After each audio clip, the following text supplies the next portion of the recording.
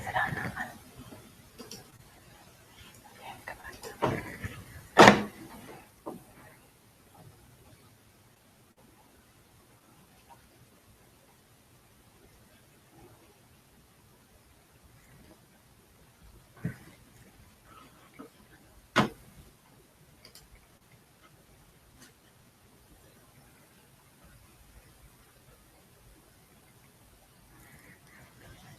Hi, welcome. I'm wondering if my sound is okay and if my picture's okay. If someone could comment in the box below, if you can hear me okay.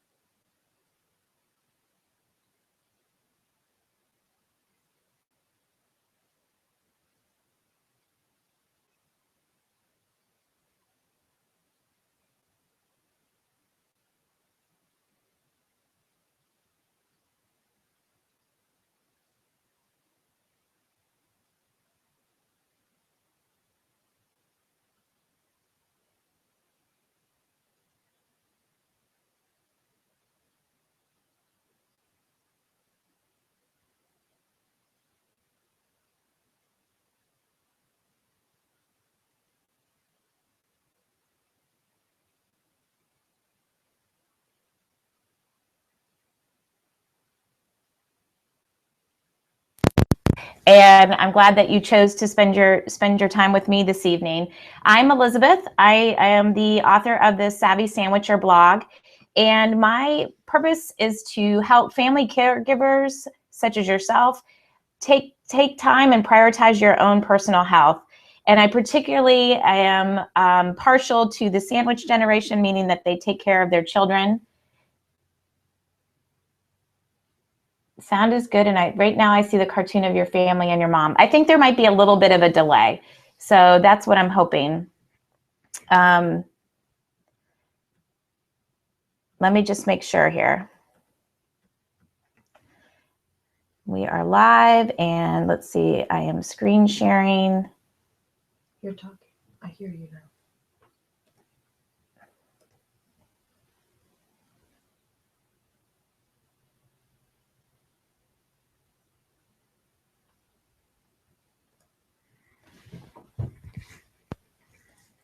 Okay, so there's a little bit of a delay. So I'm trying out some new tools tonight. So it sounds odd, I think, for my daughter who's sitting next to me checking it out. But I think for the rest of you, I'm just going to keep going. And if you've got any issues, oh, there's still the cartoon.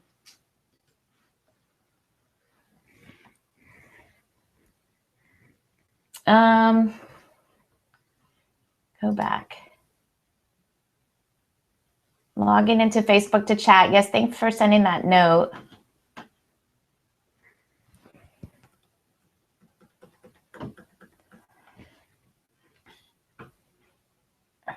Present to everyone.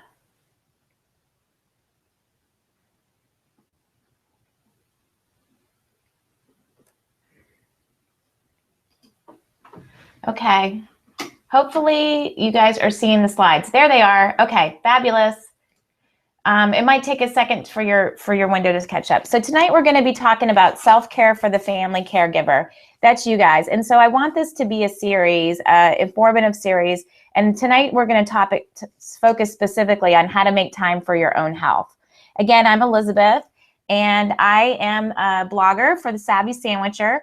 And I would love to know where you guys are from tonight. So in the chat box on your webinar page, if you want to just put some information in there and let me know where you guys are from, which state you're from. For the most of you guys, I see your names in the chat box, which is great. And while you're doing that, I'm going to tell you a little bit about myself. So I'm Elizabeth. I'm 44 years old. I have 2 children. Natalie just turned 16. She got her license on Tuesday. She just took her first trip to the grocery store, which was a big deal tonight without anybody with her. I've got a son, Jacob, who's 13. And down here in the bottom, you can see this is my mom. Her name's Carol, and she's 78 years old. She lives in an assisted living nearby. And sadly, in August of 2014, we said goodbye to my dad. He had a lot of health issues right at the end. My parents, he was the healthier of the two for a long time, was the primary caregiver. And so it was a really tough on my family that we lost them and lost him rather, and had to move my mom into an assisted living nearby. So during the process of all of that, I have been really focusing too on taking care of my own health. And so you can see here on the far left is some of the folks that I work out with. Ashley's my trainer, the one in the cute pink shoes. And so they keep me motivated. So I am, just really trying to schedule time for me, put my health first so that I can better take care of others. So I've got a cute picture of my dog Shadow here. And this is my husband. I married my prom date. And again, these are my kids, and I love this picture because we're kind of sandwiched together. Same with this picture in the bottom as well. So good to see. I've got somebody from Yardley, and let me know where the rest of you guys are from. I'm kind of keeping one eye on the chat as we go. So you're in the right place tonight if you're a family caregiver, and if you're sandwiched between taking care of your children, an aging parent, maybe you're providing care for a spouse who's ill or needs assistance, or even a sibling. I know I've heard from some of you that are doing that. So you work really hard taking care of everybody else, but you tend to neglect your own health. That's, I think, a common trait with a lot of us. And you've probably been told by many people, which can be frustrating even to hear it sometimes, that you need to take better care of yourself and take more time for yourself. So you need to prioritize your own mental and physical health, but just thinking about it is overwhelming and you're not really sure how to start. So you're in the right place if that describes you. So here's how the webinar is going to work tonight. So you're going to watch the webinar slides at the top of your screen. I know there might be a little bit of a delay, but you're going to see that. And then you're going to interject any comments that you have in the chat box. And you can ask questions, you can interact with each other, and kind of keep the conversation going that way. What you're going to learn tonight is you're going to learn, we're going to focus on 4 different things, and I value your time, so I'm going to use it wisely and provide you with some great nuggets. I want to show you how you can create one family digital calendar. I'm going to show you how to schedule your healthy me time, or not your healthy, but your healthy me time, and how to protect your time by knowing when and how to say no, and how to quickly communicate changes, because we all have to pivot and life happens. And yes, so I'm not saying you should go all day without eating or brushing your teeth. You definitely need to do that. So take time for yourself. Even those little things, they add up. So first of all, the one digital family calendar. So why do you need one? Why one? So basically, so your family is all singing from the same song sheet, reading from the same book, however you want to phrase it. Everybody's looking at the same thing and working from that. It's basically your family's roadmap. It's your plan, what you're doing when, and who's going with you, and making it all happen. And we are in a crazy busy life these days, much different than generations before us. So the spouses, your kids, even your aging parent, if they're tech savvy, anyone that needs to know the inner workings of each and every day needs to be on that calendar. And this is going to get you out of the nagging, reminding mode of telling everybody where they need to be when, is that they all have what I call self-service access to their family agenda. They can see it for themselves. They can maintain it. They can add to it. And so everybody knows what's going on, and they're not relying on you to be that person, because we're busy and we don't have time to keep everybody informed all the time. So why digital? I have to admit that this was a struggle for me at first, that I love paper. I loved seeing it on my refrigerator. I loved, just being able to write on it. And there are times when we're planning out things. I know when the kids were younger and we had to figure out camps for the summer and stuff, I would print out the summer calendar and figure out what they were going to do when. But paper is outdated as soon as you print it. So as the second you print it, something else is going to pop up or change, and it's only good as the last time you update it. So digital, what we love about digital in lots of ways is that it's accessible from anywhere, particularly the computer that's always with you, which is your phone. Everybody in the family can access it from their phone and maintain it. So I realize some of you may have younger children than me. I've got teenagers. But you know, a lot of kids nowadays, 5th, 6th grade, maybe even younger, have their own smartphone. And so we can set that up even in a limited way where they have access to the calendar.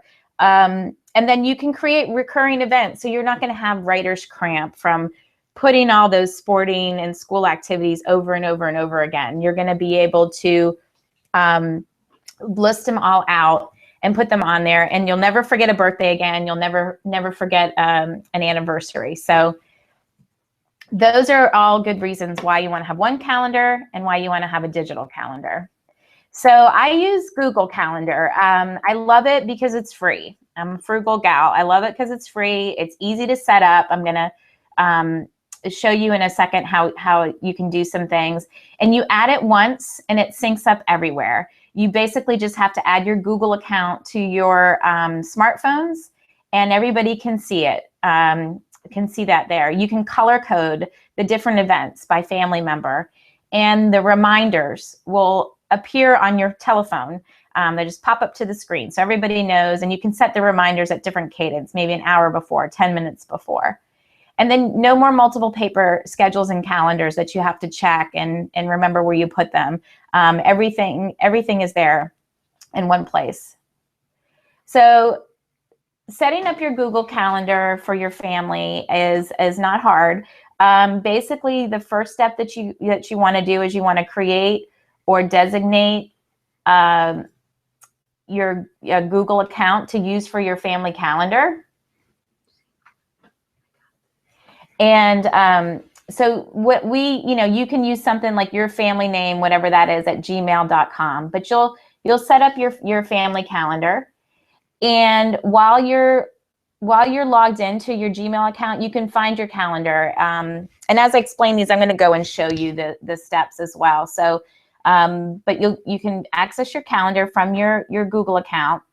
And then you got to go around your house, gather up all those crazy schedules, find all those emails that have little dates and times in them, and just be religious about every time you see a date and a time of somewhere that you're supposed to be, that you put it right in the calendar and make a decision right then and there when you see that date and time.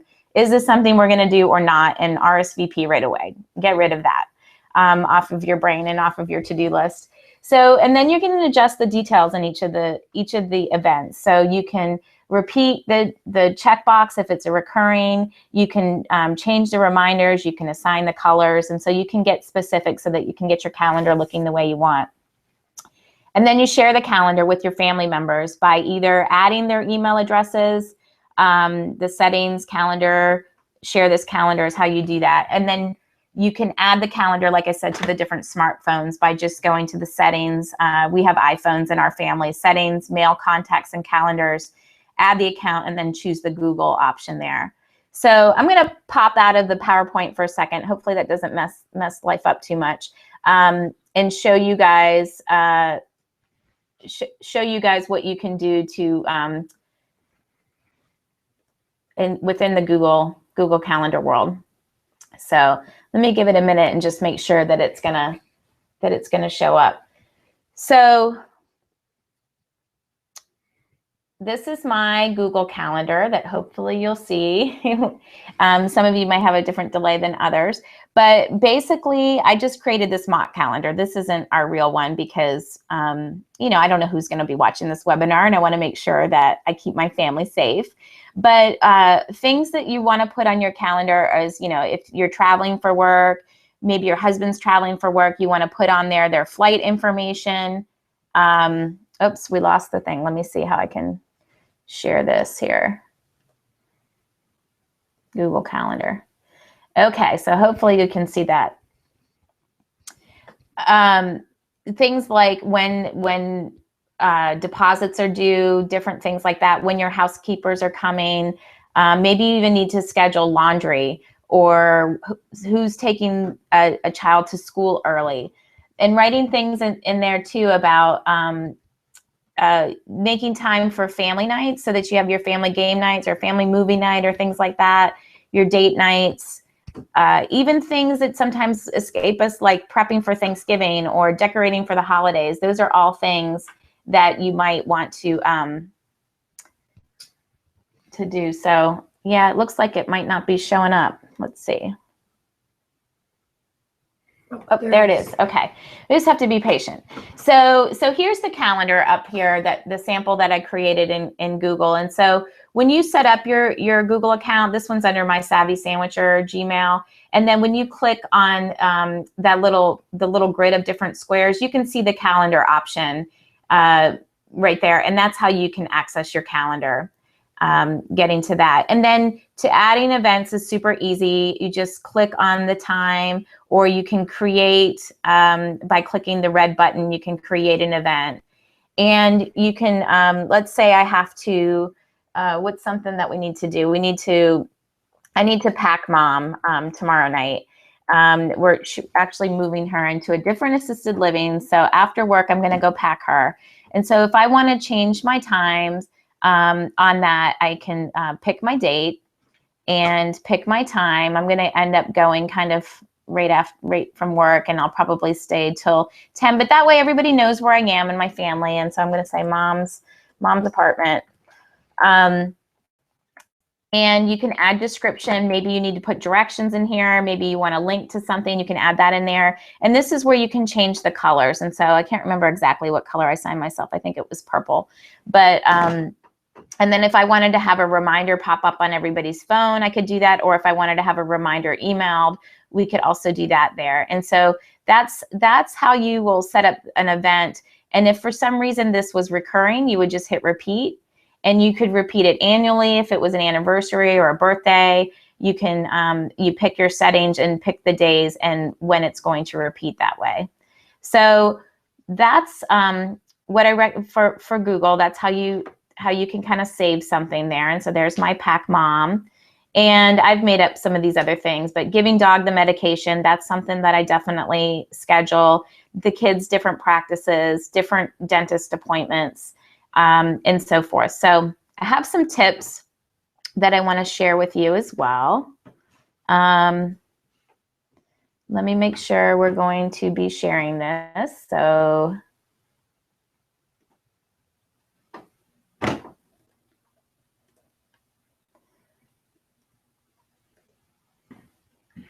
okay, back to the PowerPoint. You'll see that the next slide I have is on practical calendar tips.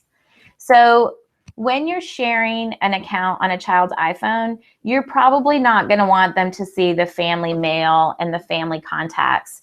So unless you want them to be able to read the email and the contacts, you're probably going to just have turn on the calendar feature. And that's something you can do when you pick up those settings. And when there's something that I need to take a child to, like, let's say a dentist appointment, or we have to take somebody in early or pick somebody right from school. So when that impacts my workday or my spouse's workday, then I invite the work email address to that person. So I'm going to take a second here and just make sure that we're presenting here. Okay, now we're good. So I invite either Jason, if he's picking up the kids or taking them, I'll invite his work email address to that Google appointment, or I'll invite myself to so that we can see those on our work calendar. So if it impacts my work day or my husband's work day, I invite them to the event, like they're attending a meeting almost. And so then when I'm at work, I accept it, and I can put the drive time and stuff that I need around it. So then you're going to establish some default rules with your spouse.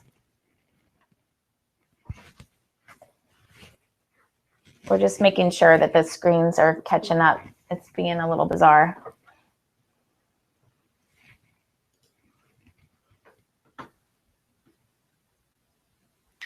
Oh, I saw someone's comment said they wanted to be yellow. They want to be. Just don't have it in the calendar.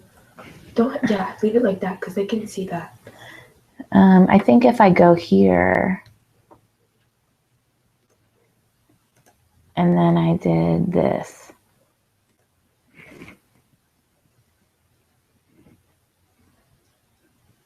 Yep. So when you establish default rules with your spouse, for example, what I mean by that is that he can take, for instance, Jason in our house, he takes the kids to morning appointments, and I usually take the kids to afternoon appointments. That's just how we've talked and divided things up. And then go back to the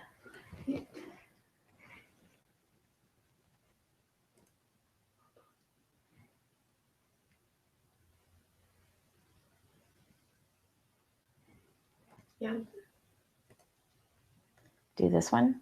I don't know. Entire screen. There we go.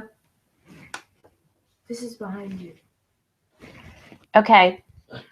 So those are there we go. Yay, practical calendar tips. So that's how we divide it, is that I do afternoon and he does morning. And then he owns certain sport emails and events of taking for example, he owns basketball. He takes Jacob to all his basketball things, or he owned cross country and I own volleyball. And so that's a way that we can kind of divide and conquer and make the best of that. So you want to also be diligent about adding the events to the family calendar as soon as you see them on the date or the email or the paper that's brought home. And so put it on there and throw that little piece of paper away.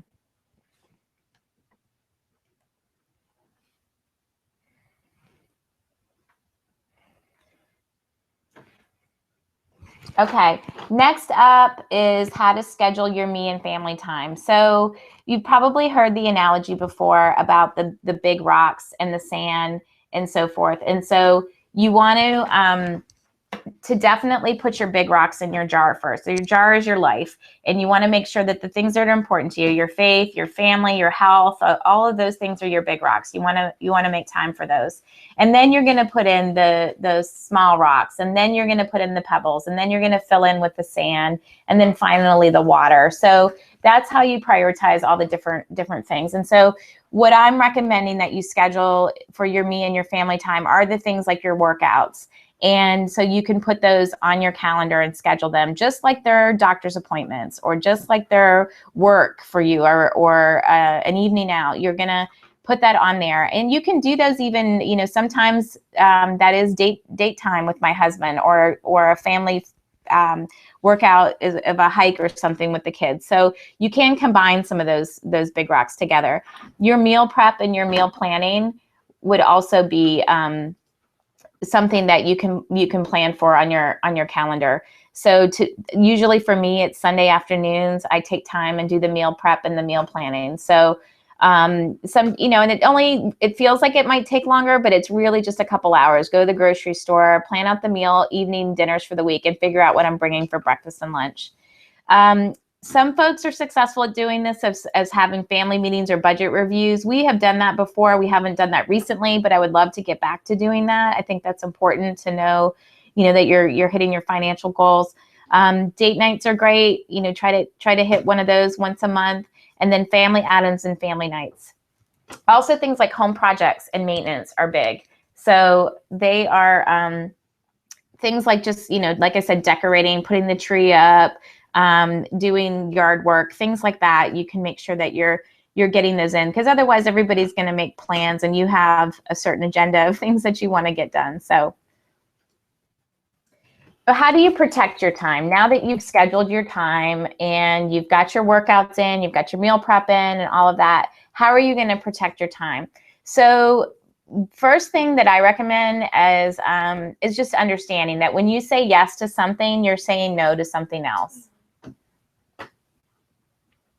So you need to, when people are going to always ask you to do something, they're going to ask you to, volunteer for something, or bring something, or do something that's going to add, and you just have to kind of sit and think and stop and evaluate that what the trickle effect of saying yes to that will be against all your family's current goals and priorities. So just to reflect on that.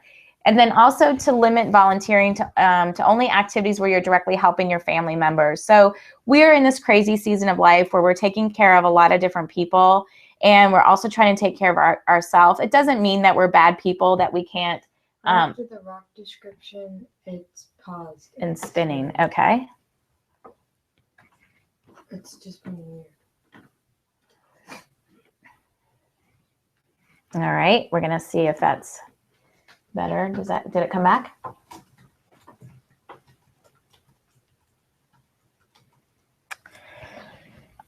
So limiting volunteer. I don't hear anything. It's still spinning. Okay.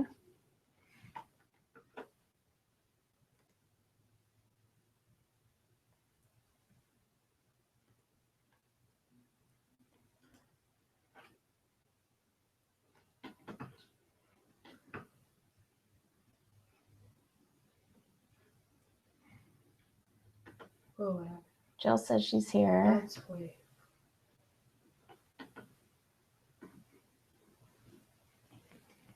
Is it still spinning? Yeah.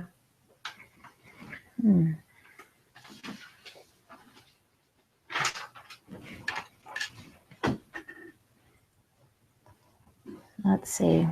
Can anyone hear me or comment?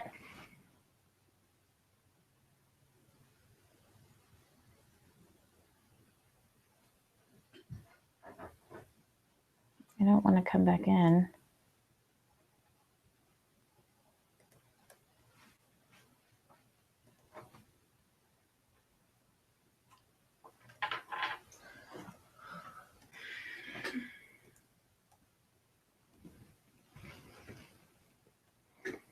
Is it back? No.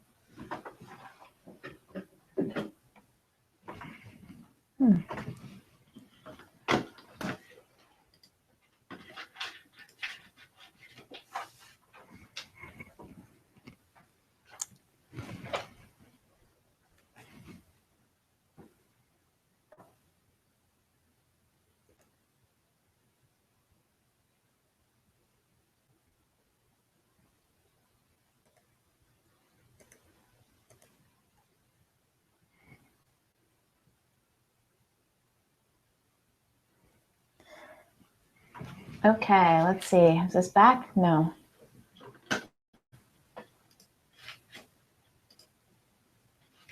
It's live still. I'm not sure about these new tools.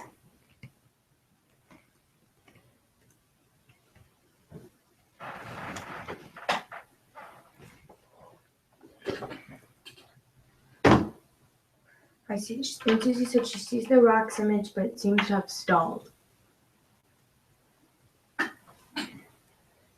Yeah. I don't know how to troubleshoot that. Wonder if I should stop and start again.